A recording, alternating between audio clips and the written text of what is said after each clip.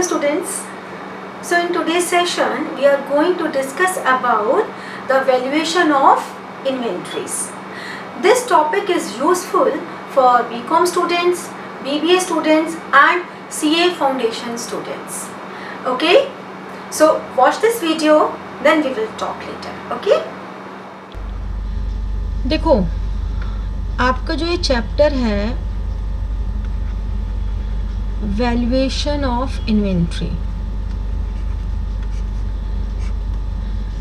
Valuation of inventory करने के लिए सबसे पहले तो हमें ये पता होना चाहिए कि इन्वेंट्री का मतलब क्या है। इन्वेंट्री का मतलब होता है कुछ भी जो हमारे पास स्टॉक पड़ा हुआ है। अब ये जो स्टॉक है ये रॉ मटेरियल का भी हो सकता है, ये स्टॉक हमारे पास फिनिश्ड गुड्स का भी हो सकता है, या ये हमारे पास WIP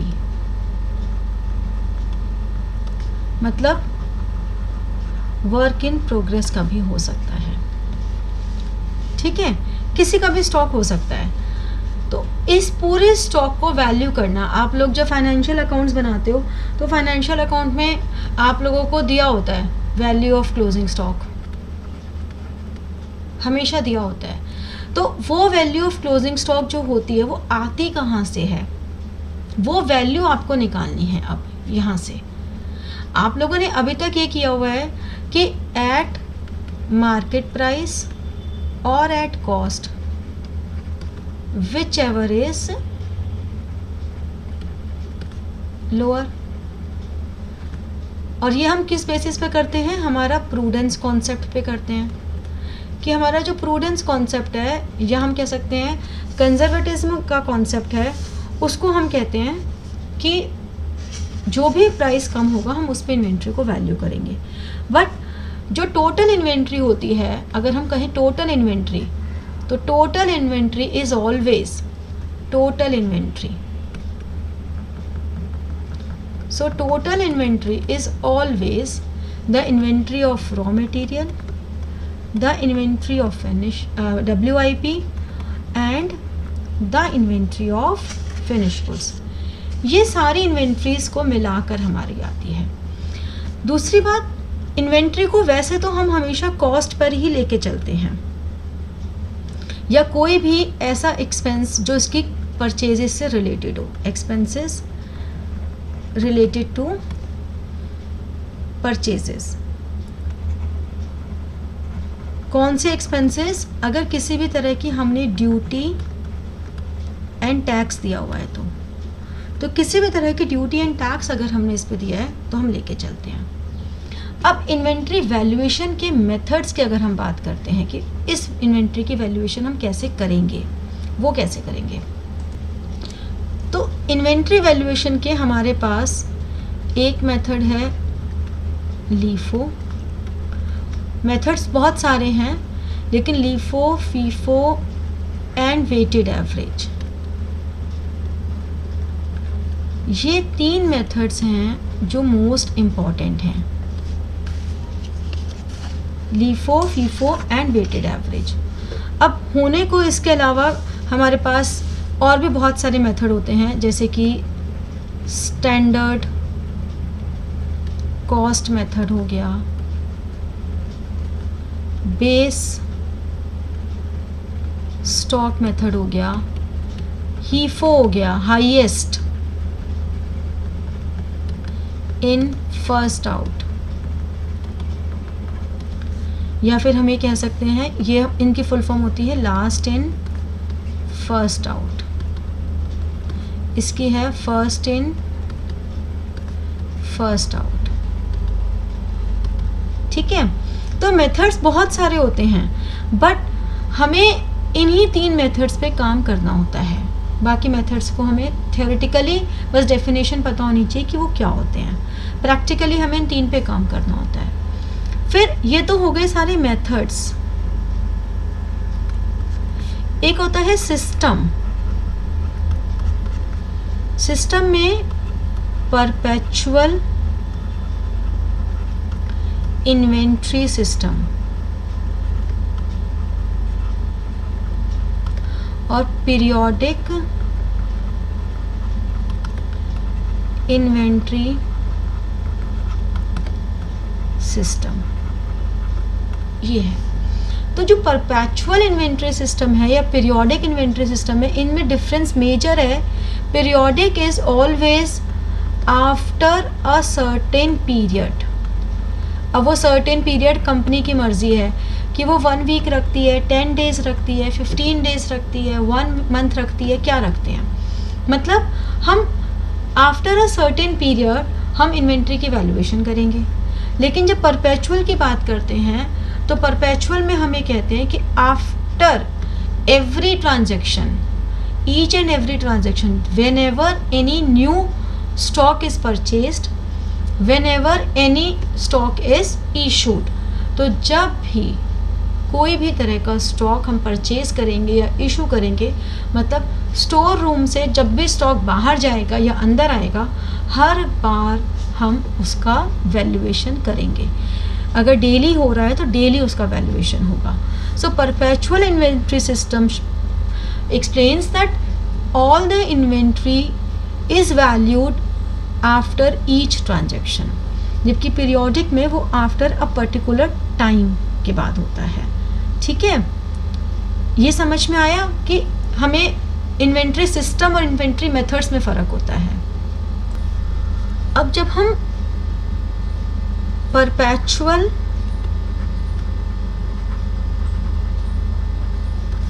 इन्वेंट्री सिस्टम करते हैं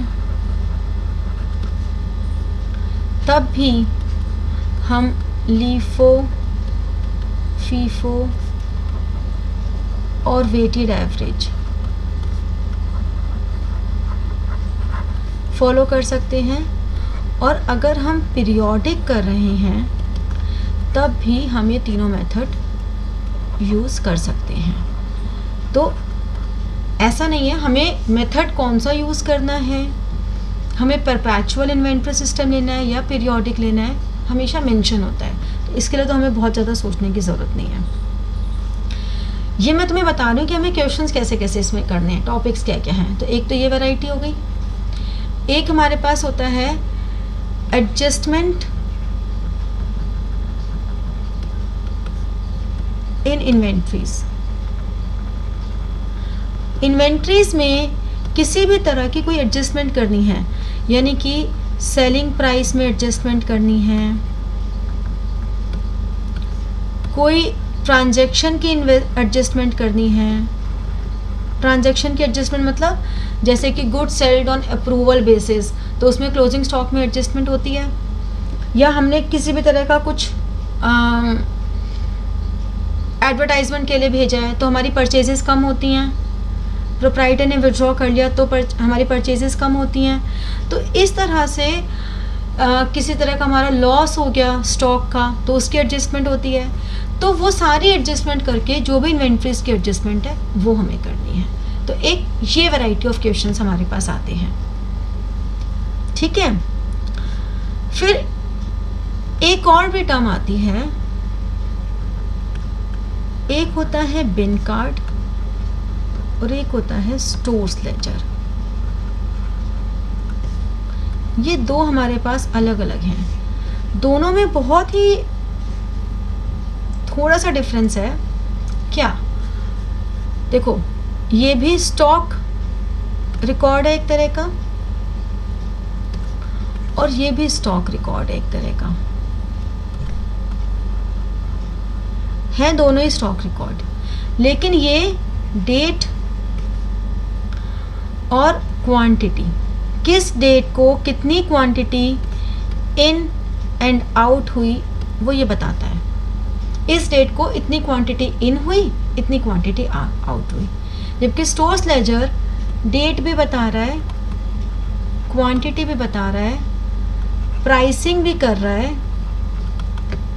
और प्राइसिंग करने के साथ साथ आपकी वैल्यूएशन भी कर रहा है। मतलब ये बता रहा है कि इस डेट को इतनी क्वांटिटी इन हुई, इतनी क्वांटिटी आउट हुई, इस प्राइस पर हुई और टोटल वैल्यू इतनी हुई। यानी कि परपेचुअल इन्वेंट्री सिस्टम में जब हम परपेचुअल इन्वेंट्री सिस्टम कर रहे हैं तो हम स्टोर्स लेजर ही बना रहे हैं, ठीक है। अब बिन कार्ड और स्टोर्स में एक तो मेजर डिफरेंस ये हो गया कि अमाउंट का, दूसरा this is always kept inside the stock room. जो भी हमारा स्टॉक रूम है या स्टोर रूम है उसके अंदर रखा जाता है, और this is always kept outside the store room. Bin card चाहे हम परपेचुअल बनाएं, हम चाहे परपेचुअल लें या पीरियोडिक लें, दोनों ही इन्वेंट्री सिस्टम में प्रिपेयर होता है। Bin card in both the cases, लेकिन स्टोर्स लेजर सिर्फ परपेचुअल में प्रिपेयर करते हैं, ये डिफरेंस है। दोनों ही हमारा स्टॉक रिकॉर्ड हैं, लेकिन दोनों का पर्पस अलग अलग है। ये सिर्फ क्वांटिटी पे फोकस कर रहा है कि ये क्वांटिटी है, ये वैल्यूएशन पे फोकस कर रहा है। तो बेसिक ऑब्जेक्टिव, अगर 1 मार्क में ये आता है कि what is the objective, the basic objective of preparing bin card is to record quantity available in the stock room, and the main objective of store ledger is to value the inventory as on the each transaction on each day. So as on the each day, what is the value of inventory that is calculated, that is record by stores ledger. ये इन दोनों का major difference है, ठीक है। तो ये हमारे पास basic terminology हो गई सारी। अब इसके बाद हम इसकी अकाउंटिंग स्टार्ट करेंगे। तो ये क्वेश्चन सबसे पहले समझ में आया कि क्वेश्चन में क्या कह रहे हैं हम, कि 2020 में ये ओपनिंग बैलेंस था, फिर हमारी परचेजेज एंड इश्यूज अलग अलग डेट पर हुई। अब हमें बनाना है स्टोर्स लेजर। जब हम स्टोर्स लेजर बनाते हैं तो स्टोर्स लेजर में हमने यहाँ लिखा स्टोर्स लेजर, हमने यहाँ पे लिखा मेथड, जैसे कि अभी इस क्वेश्चन को हम लीफो से कर रहे हैं, ठीक है। फर्स्ट कॉलम हमारे पास डेट का हो जाता है, सेकंड कॉलम हमारे पास हो जाता है पर्टिकुलर्स, नेक्स्ट कॉलम हमारे पास रिसिप्ट्स का है, फिर इश्यूज का है, और फिर बैलेंस का है। ये जो कॉलम है, इन कॉलम्स में भी रिसिप्ट्स में पहला कॉलम होता है क्वांटिटी का, फिर होता है रेट पर यूनिट का, फिर आता है टोटल, जो कि आता है क्वांटिटी इनटू रेट, और सेम इसी तरह से यहाँ पे कॉलम बनते हैं क्वांटिटी, रेट पर यूनिट और total, quantity, rate per unit and total, ठीक है। अब हमारे पास सबसे पहले बैलेंस कितना बचा, हमारे पास ओपनिंग बैलेंस कितना है 2020। ये ध्यान रखना, लीफो का मतलब क्या हुआ, लास्ट इन फर्स्ट आउट। तो ओपनिंग बैलेंस कितना है 20, हमने कहा 500 units opening balance, 500 units 30 rupees each, 15,000, ठीक है। ये रुपीज़ हो गया। रेट पर यूनिट हमारा रुपीज़ होता है, ठीक है। ये भी रुपीज़, ये भी रुपीज़, ये सब रुपीज़ में आती हैं वैल्यूज़। अब जब नेक्स्ट आया 2020, ये हमारे पास था अप्रैल 1, फिर नेक्स्ट हमारे पास आई अप्रैल 5। परचेजेस हमने कितना परचेज किया 300, 20 के अकॉर्डिंगली 6000।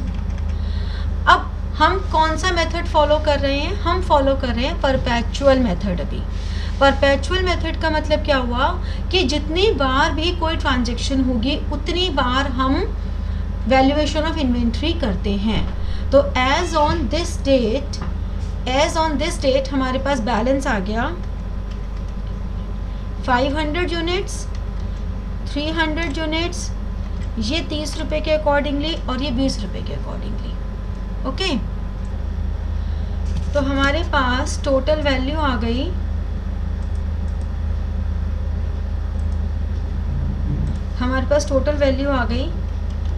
15,000 एंड 6,000। तो इस तरह से हम शो करते हैं कि एज ऑन दिस डेट हमारे पास टोटल बैलेंस कितना है। फिर जब अप्रैल 12 आएगा और हम फिर से परचेजेस करेंगे 500 यूनिट्स की at the rate of 40 rupees 20,000, तो हमारे पास बैलेंस कितना हो गया। इसमें ध्यान ये रखना है कि सीक्वेंसिंग चेंज नहीं करनी, पहले वाली यूनिट्स पहले ही रखनी है। जो ये 500 यूनिट्स 30 रुपीज़ की हैं, 15 रुपीज़, 300 यूनिट्स 20 रुपीज़ की हैं, 6,000, और फिर से 500 यूनिट्स 40 रुपीज़ की हैं 20,000। इसी सीक्वेंस में आपने लिखना है हमेशा, कभी सीक्वेंस नहीं चेंज करनी जिस सीक्वेंस में हमें मिल रही हैं। अब जब हमें अप्रैल 15 को इशू करनी है तो हमने इशू करी, ये सब कॉलम्स ब्लैंक रहे। 200 हम क्या कह रहे हैं, लास्ट इन फर्स्ट आउट, जो सबसे बाद वाली है यानी कि 40 रुपीज़ वाली, ये हम पहले इशू करेंगे। यानी कि मेरे पास बैलेंस बचा 500 यूनिट्स 30 रुपये वाली, 300 यूनिट्स 20 रुपये वाली, और इसकी बची 300 यूनिट्स 40 रुपये वाली। जो लास्ट वाली थी उसको हम पहले बाहर निकालेंगे। और ये हम रेट की बात कर रहे हैं। एक बात का और ध्यान रखना, फिजिकली हो सकता है यूनिट्स हम पुराना स्टॉक निकाल दें, फिजिकली हो सकता है हम नया वाला स्टॉक निकाल दें। फिजिकल यूनिट्स तो वो कोई भी हो सकती हैं, लेकिन जो भी स्टोर रूम से बाहर जा रही हैं उनका रेट क्या लगेगा, वो रेट हम यहाँ पे कैलकुलेट कर रहे हैं। तो इस बात का ध्यान रखना, हम लोग रेट कैलकुलेट कर रहे हैं, ठीक है। अब जब हम नेक्स्ट में आएंगे, अप्रैल 20, फिर से हमने परचेजेस की 1000 यूनिट्स, 5 वाली, यानी कि 5000 यूनिट्स। यहाँ कुछ नहीं है, यहाँ कुछ नहीं है, यहाँ कुछ नहीं है। 530 रुपीज़ वाली, हमारे पास 320 रुपीज़ वाली, फिर 340 रुपीज़ वाली, और 1000 यूनिट्स 5 रुपये वाली। तो हमारे पास 15,000, 6,000, 12,000 और 5,000, ये हमारे पास बैलेंस रहा। इस तरह से हम कर रहे हैं, ठीक है। अब जब हम यहाँ पे फिर 600 यूनिट्स इशू करने की बात आएगी, तो 600 यूनिट्स हम कैसे इशू करेंगे। अप्रैल 25, चलो इशू करनी है हमें 600, तो 600 यूनिट्स में रेट लगेगा 5 रुपीज़ वाला, 3,000। अब हमारे पास क्या बचा, 530 वाली, मेरे पास आ गई 320 वाली, फिर 340 वाली, और 1000 में से 600 चली गई तो 400 यूनिट्स 5 रुपये वाली। हर बार हमारा स्टॉक वैल्यूएशन हो रहा है। अब जब मुझे फिर से इशू करनी है, कितनी करनी है, 28 को 500,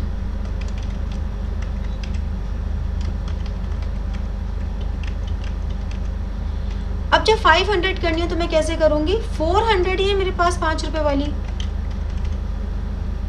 ठीक है। तो यानी कि 100 यूनिट्स मुझे ऊपर वाली लेनी पड़ेंगी, कौन सी वाली, 40 रुपीज़ वाली। तो अब मेरे पास स्टॉक कितना बचा, 530 वाली,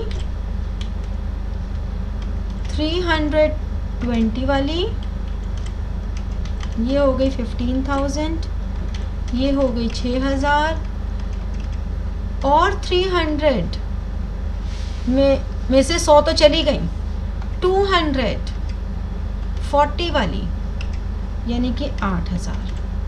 तो इसका मतलब मेरी क्लोजिंग स्टॉक की वैल्यू कितनी आ गई, वैल्यू ऑफ क्लोजिंग स्टॉक, और यूनिट्स कितनी आई क्लोजिंग स्टॉक की, यूनिट्स ऑफ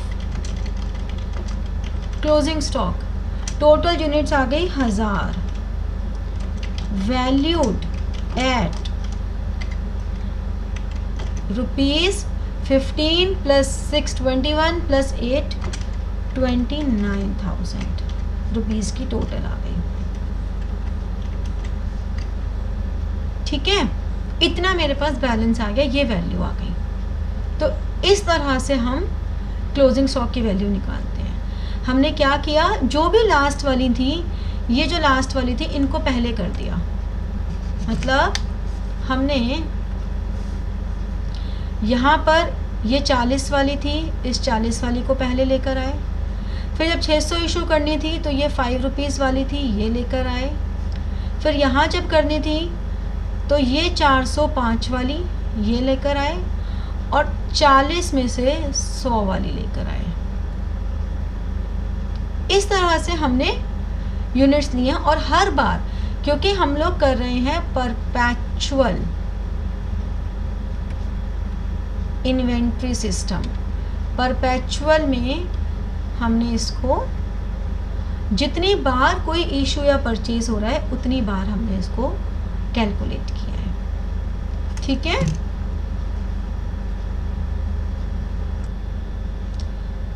नेक्स्ट हमारे पास आता है सेम क्वेश्चन को जब हम फीफो मेथड, फीफो का मतलब हो गया फर्स्ट इन फर्स्ट आउट, यानी कि पहले जो आई हैं वो रेट पहले लगेगा।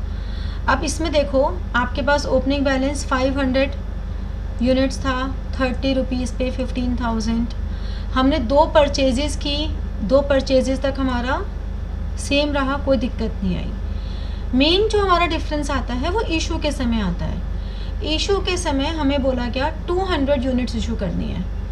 अब हम जो रेट लगाएंगे वो रेट हमारा कौन सा लगेगा, 30 रुपीज़ वाला, पुराने वाला रेट, यानी कि जो शुरू की 500 थी उनमें से 200 चली गई, हमारे पास अब ये 300 बची 30 रुपीज़ वाली, 300 बची 20 रुपीज़ वाली, और 500 बची 40 रुपीज़ वाली, यानी कि 9,000 का ये वैल्यू बची, और 6,000 ये, एंड 20,000 ये हमारे पास value of stock after issuing 200 units हो गई। फिर हमने परचेजेस की 1000 यूनिट्स की, उसमें कोई चेंज नहीं आएगा, ये एज इट इज़ रहेंगी। बट अब हमारे पास स्टॉक कैसे हो गया, ये जो हमारे पास स्टॉक था पूरा, ये हमारे पास एज इट इज़ था, इसमें ऐड हो गई 1000 यूनिट्स 5 रुपीज़ की 5000। अब हमें 25th को इशू करनी है 600, तो हम कैसे करेंगे, 300 तो 30 रुपीज़ वाली, 9000 जो हमारे पास पहले की थी, 300 20 रुपीज़ वाली 6000, और स्टॉक मेरे पास बच गया 540 रुपीज़ वाले का और 1000 5 रुपीज़ वाले का, ठीक है। तो स्टॉक मेरे पास बचा 20,000 और 5,000। तो डिफरेंस क्या हुआ कि जब यहाँ 200 इशू करनी थी तो पहले वाली की, फिर हमने पुरानी वाली की, अब हमें 500 यूनिट्स और इशू करनी है, तो मैं 40 रुपये वाली कर दूँ, 20, तो मेरे पास 1000 यूनिट्स बची 5 रुपये वाली, 5000। आप देखो आपके पास यूनिट्स उतनी ही आई। क्लोजिंग स्टॉक ऑफ 1000 यूनिट्स ही आया, लेकिन valued at 5000 rupees. Value change हो गई, ठीक है। तो हम कह क्या रहे हैं कि जब हमें 200 इशू करनी थी तो हमने ये 30 रुपये वाली में से 200 की, फिर जब हमें यहाँ पे 600 इशू करनी थी तो ये 30 रुपये वाली 300 थी, ये पूरी हो गई। अब हमें 300 ही और कम पड़ गई, तो हमने ये 20 रुपये वाली ले ली, ये हो गई। तो ये जो दो वैल्यूज़ हैं ये हमारे पास स्टॉक की बच गई। अब यहाँ पे जब 500 इशू करनी थी तो हमने ये वाली ले ली, तो मेरे पास सिर्फ इतना स्टॉक बच गया। तो आपके पास यूनिट्स में कोई चेंज नहीं आएगा। यूनिट्स पहले भी 1000 यूनिट्स ही थी और अभी भी 1000 ही होंगी, लेकिन उनके वैल्यू में चेंज आ गया। समझे? इस तरह से लीफो और फीफो में फ़र्क पड़ जाता है। जब हम वेटेड एवरेज, नेक्स्ट हमारा वेटेड एवरेज है, उसमें डिफरेंस क्या हुआ? रिसिप्ट्स में तो 3 कॉलम बन ही रहे हैं, ये बन गए। क्वांटिटी में क्वांटिटी और टोटल इश्यूज़ में बन गया। इसमें रेट का कॉलम थोड़ा हमने बड़ा बनाया। क्यों बड़ा बनाया? क्योंकि रेट के कॉलम में हमें कैलकुलेशन करनी होगी। इसी तरह से यहाँ पर बैलेंस में सिर्फ 2 ही कॉलम बनाए, क्वांटिटी एंड टोटल।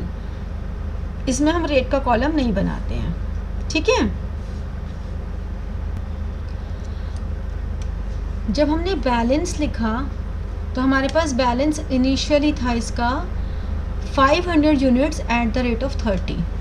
तो हमने यहाँ पे 500 यूनिट्स और टोटल अमाउंट हमने लिख दिया 30 के अकॉर्डिंगली। सॉरी, यहाँ 500 यूनिट्स 15,000 का, ठीक है। अब जब परचेजेस 300 की तो हम बैलेंस में क्वांटिटी को क्वांटिटी से ऐड कर देंगे और अमाउंट को, टोटल को टोटल में ऐड कर देंगे। ध्यान रखना 500 में 300 ऐड कर देंगे 800 और यहाँ पर 21,000। अब जब हम अप्रैल के बाद नेक्स्ट परचेज करेंगे 12th को, हमने अप्रैल 12 को जब फिर से परचेजेस की 500 units at the rate of 20,000, तो यहाँ 800 में 500 ऐड कर देंगे 1300 और 21 एंड 20 41, ठीक है। अब इशू की बारी आएगी 15th को, हमें इशू करनी है।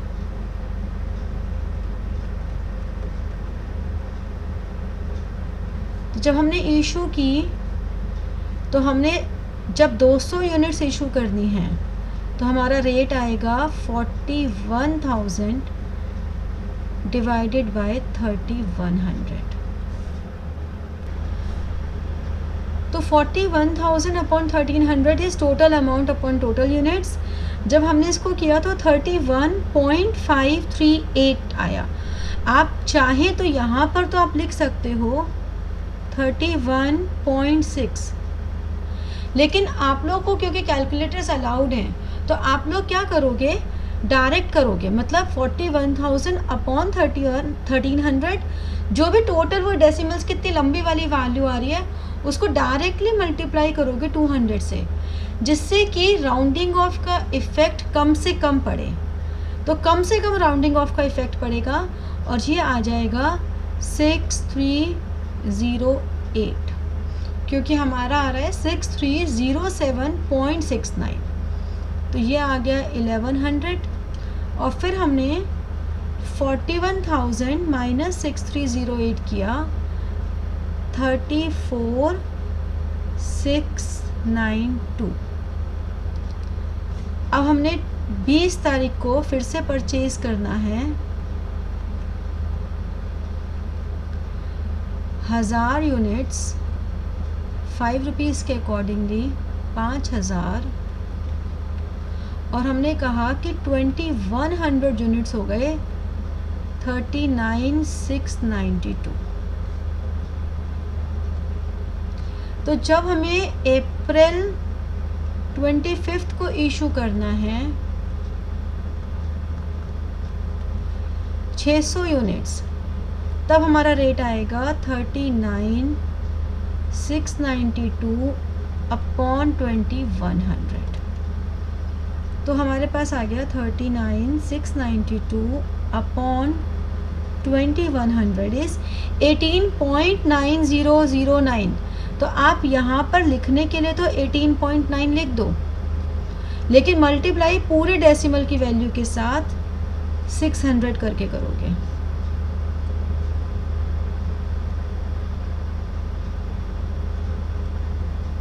ठीक है, तो हमारे पास ये आ गया 2100 माइनस 600 1500, और 39,692 माइनस 11,340 28,352। अब जब अप्रैल 28 को इशू करनी थी 500, ऑल्दो रेट यही आएगा 18.9 ही आएगा, ऐसा कुछ चेंज नहीं होगा क्योंकि कुछ परचेजेस तो हुई नहीं है। फिर भी हम रेट इसलिए दोबारा निकालते हैं जिससे कि हमारा राउंडिंग ऑफ वाला इफ़ेक्ट कम से कम हो जाए। लिखने वाला रेट वही आएगा 18.9। अब आप उसको मल्टीप्लाई कर दोगे 500 से 9451 यूनिट्स में देखो कोई चेंज नहीं आया, और 28352 माइनस 9451 दैट इज़ 18901। तो हमारे पास इसका मतलब value of closing stock is of 1000 units is 18901। Okay, ये हमारा वेटेड एवरेज से आ गया। सो पीरियोडिक इन्वेंट्री सिस्टम, अभी हम लोगों ने पहले किया था परपेचुअल इन्वेंट्री सिस्टम, अब हम कर रहे हैं periodic inventory system. Periodic inventory system का मतलब क्या हुआ कि एट रेगुलर इंटरवल्स, हम रेगुलर इंटरवल्स पर इन्वेंट्री को कैलकुलेट करें, ना कि हर ट्रांजैक्शन की बात करें। जैसे पहले हमने हर ट्रांजैक्शन की बात किया था परपेचुअल में, पीरियोडिक में हम रेगुलर इंटरवल की बात करेंगे। कैसे? मान लो आपका अगस्त 1 2020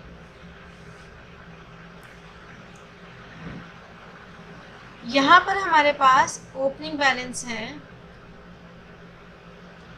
500 units at the rate of 3।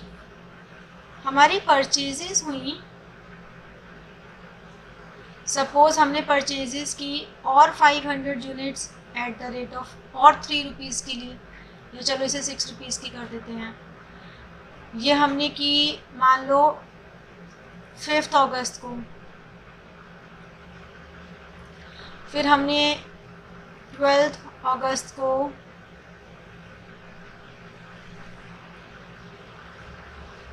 $600 units Lee 5 rupees की, फिर हमने 22 अगस्त को फिर 400 यूनिट्स ली 2 रुपये की।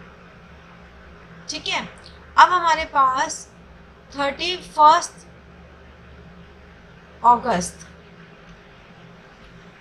को हमें वैल्यू ऑफ इन्वेंट्री निकालनी है।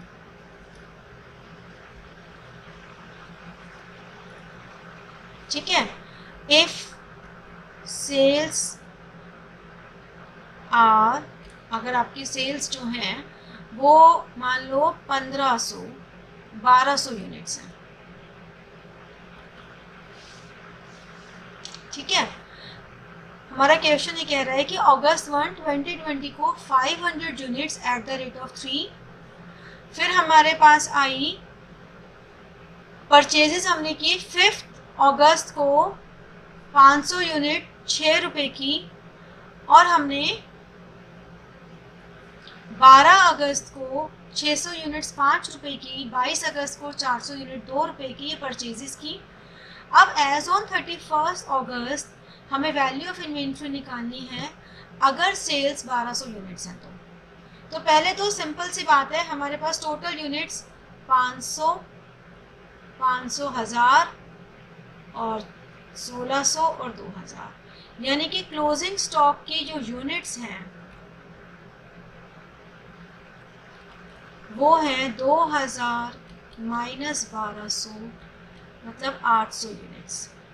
हमारा मेथड कोई भी हो, यूनिट्स तो हमारी यही रहेंगी। अब अगर मेरे पास लीफो है तो लीफो के केस में हमारे जो क्लोजिंग स्टॉक होगा, लीफो में क्या होता है, लास्ट वाली यूनिट्स पहले चली जाती हैं, ठीक है। लीफो में लास्ट की यूनिट्स पहले जा रही हैं, यानी कि closing stock comprises from units in the beginning, units in the beginning. इसका मतलब ये जो 800 यूनिट्स हैं इनमें 500 यूनिट हैं 3 रुपए वाली और 300 यूनिट्स हैं 6 रुपए वाली। फिर से एक बार समझ लो, if we are adopting LIFO method last in first out, तो इसका मतलब ये हुआ कि जो लास्ट वाली यूनिट है वो पहले बाहर जा रही है, यानी कि जो क्लोजिंग स्टॉक है वो शुरू की यूनिट्स का है, जो शुरू की यूनिट्स थी, जैसे कि ये 500 यूनिट्स 3 रुपए वाली और 6 रुपए वाली, तो यानी कि 800 में 500 3 रुपए वाली और 300 6 रुपए वाली होगी। तो मेरे पास हो गया 1500, 1800 और ये हो गया 3300 का। ये मेरे पास वैल्यू आ गई, वैल्यू ऑफ क्लोजिंग स्टॉक। अगर इसी को मैं फीफो से निकालती तो मेरा जो क्लोजिंग स्टॉक होता वो क्लोजिंग स्टॉक होता आउट ऑफ एंड यूनिट्स, जो लास्ट की यूनिट्स हैं। मतलब फीफो में फर्स्ट इन फर्स्ट आउट में मेरी पहले की यूनिट्स तो चली गई, अब जो स्टॉक बचा वो एंड यूनिट्स का बचा। एंड यूनिट्स हम पीछे से शुरू करते हैं, 400 एट द रेट ऑफ 2 और 400 एट द रेट ऑफ 5, 800, 2000, ये आ गया मेरे पास वैल्यू ऑफ क्लोजिंग स्टॉक। अब नेक्स्ट हम बात करते हैं वेटेड एवरेज की। अब वेटेड एवरेज में हम क्या करते हैं, हम पूरे वेट्स निकाल देते हैं, मतलब 500 इंटू 3 1500, फिर 500 इंटू 6 3000, 600 इंटू 5 3000 और 400 इंटू 2 800। इसमें हम ये नहीं देखते कि कितनी बची है, उसके अकॉर्डिंगली वेट्स निकालें। इसमें हमने टोटल वैल्यू निकाल दी, ये हो गया 6000, 7500, 8300 और टोटल यूनिट्स कितनी हो गई जो हमारे पास इनका है, ये हो गई 2000। तो closing stock per unit 8300 upon 2000, ठीक है। ये आपके पास आ गई 8.15, यानी कि value of closing stock 800 into 8.15, ठीक है। इस तरह से हम इसको निकाल लेंगे। तो हमारे पास 8300 upon 2000 is equal to 4.15, so 800 into 4.15 3320 value आ गई, ठीक है। हमारे पास लीफो, फीफो और वेटेड एवरेज के थ्रू प्रॉफिट आ गया कि वैल्यू ऑफ क्लोजिंग स्टॉक कितनी है। हमें ये पता लग गया कि हमने यूनिट सोल्ड 1200 रुपये की थी, जो हमारी ओपनिंग स्टॉक और परचेजेस की वैल्यू है वो 8300 है। अब अगर हम एक न्यू इन्फॉर्मेशन और ऐड ऑन कर लें कि सेलिंग प्राइस पर यूनिट 10 रुपये है, डायरेक्ट एक्सपेंसेस 1000 है और एडमिनिस्ट्रेटिव ओवरहेड्स हमारे 1500 हैं। हमें ये 3 फिगर्स निकालनी है। तो अब 3 फिगर्स हम निकालेंगे, तो पहले इनके फॉर्मूले क्या होते हैं। Cost of goods sold is opening stock plus purchases plus direct expenses और minus closing stock. Gross profit क्या होता है, सेल्स माइनस COGS और नेट प्रॉफिट क्या होता है, gross profit minus indirect expenses. अब इस हर क्वेश्चन में अगर मैं लीफो लेके चलूं, अगर मैंने ले लिया लीफो, तो लीफो के अकॉर्डिंगली COGS की वैल्यू हो जाएगी ओपनिंग स्टॉक प्लस परचेजेस, तो 83 ही रहेगा। डायरेक्ट एक्सपेंसेस मेरे 1000 ही रहेंगे। क्लोजिंग स्टॉक मेरा आ जाएगा 3300। ठीक है, लेकिन अगर मैं इसी को फीफो के थ्रू करूं तो मेरे पास कॉस्ट ऑफ गुड्स सोल्ड आ जाएगा अगेन 8300 प्लस 1000 माइनस 2800। और अगर मैं इसको वेटेड एवरेज के थ्रू करूं तो COGS हो जाएगा 8300 प्लस 1000 माइनस 3320। इसी तरह से यहाँ पर सेल्स सभी के लिए मेरे पास 10 रुपीज़ और 1200 इनको मल्टीप्लाई करके आ जाएगी, तो सेल्स की वैल्यू मेरी आ जाएगी 1200 इंटू 10 12,000। ये COGS हम माइनस कर देंगे हर मेथड में, तो हर जगह मेरा COGS अलग होगा, तो ग्रॉस प्रॉफिट भी अलग आ जाएगा। और नेट प्रॉफिट जब हम निकालेंगे तो ये वाला ग्रॉस प्रॉफिट और माइनस इनडायरेक्ट एक्सपेंसेस कौन से हैं, ये, तो हर एक में अलग अलग नेट प्रॉफिट आ जाएगा। ठीक है, तो आपसे, और ये चीज़ आपको ऐसा नहीं है कि पीरियोडिक में ही पूछी जा सकती है, परपेचुअल में भी आपसे पूछ सकते हैं कुछ और इन्फॉर्मेशन देकर कि अब बताओ ग्रॉस प्रॉफिट कितना होगा, नेट प्रॉफिट कितना होगा। ठीक है ना, हर एक जगह पूछी जा सकती है बात। तो अब इसका 6000 जो कॉस्ट ऑफ गुड्स सोल्ड आया, ये हमने यहाँ रख दिया, ये हमने 6000 यहाँ रख दिया और हमारे पास 6000 ग्रॉस प्रॉफिट आ गया। फिर ये ग्रॉस प्रॉफिट हम यहाँ ले गए तो हमारे पास नेट प्रॉफिट आ गया। इसी तरह से इसमें 6500 आ गया, 5980 आ गया और हमने ये वैल्यूज़ इसकी निकाल दी फॉर्मूला से।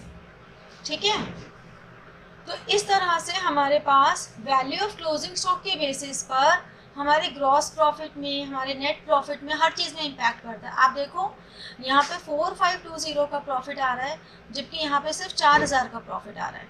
और इससे कभी ये कंक्लूजन भी नहीं निकाल सकते कि फीफो का प्रॉफिट हमेशा कम होगा। ये तो डिपेंड करता है कि आपके रेट्स क्या चल रहे हैं। हो सकता है किसी केस में फीफो का प्रॉफिट ज़्यादा हो जाए, तो कभी ये कंक्लूजन नहीं निकालना कि इस मेथड से प्रॉफिट कम होगा या इस मेथड से प्रॉफिट ज़्यादा होगा। ठीक है, got it? So finally, you watched this video and I hope you understand the topic of valuation of inventories. Okay. Now in the next session we will discuss about the adjustment in inventory, like when there is any loss of records for any reason or there is any discrepancy in maintaining stock ledgers. So how the stock is valued. Fine. So for this purpose, be with us in our channel, and in case of any doubt, any query, please feel free to put your doubts, your queries in comment box, and you can mail me at rajshreetutorials@gmail.com. So like this channel, subscribe this channel so that you will get notifications for further videos. Thank you so much and good luck to all of you.